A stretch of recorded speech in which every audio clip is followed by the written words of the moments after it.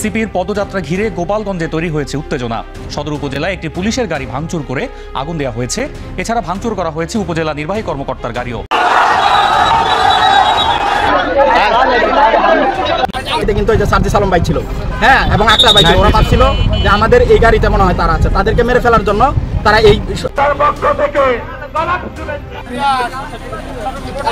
তাদেরকে বলে রাখি, এই গোপালগঞ্জের মানুষ তাদের কন্যা, তাদের আপা জননেত্রী শেখ হাসিনাকে দেশে ফিরিয়ে ইতিহাস রচনা করবে।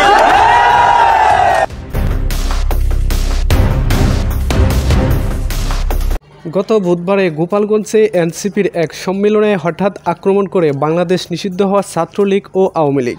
এনসিপির নেতারা দাবি করেছেন, পূর্ব পরিকল্পনা অনুযায়ী তাদের প্রোগ্রামে আওয়ামী লীগের বিভিন্ন নেতাকর্মীরা ভাঙচুর ও লুটপাট করে। এনসিপির নেতা নাহিদ ইসলাম বলেছেন, যারা যারা এই অপকর্মের সাথে জড়িত সবাইকে ফাঁসি দেওয়া হবে।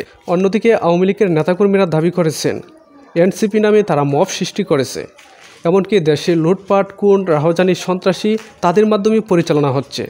এরই পরিপ্রেক্ষিতে তারা মাঠে নামতে বাধ্য হয়েছে।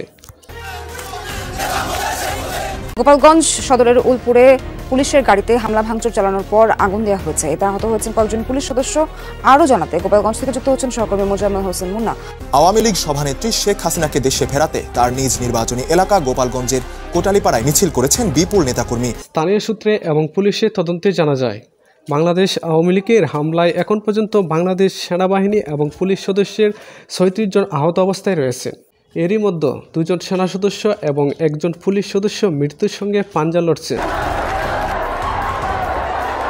আমি রাহুল, আপনারা দেখছেন RS নিউজ।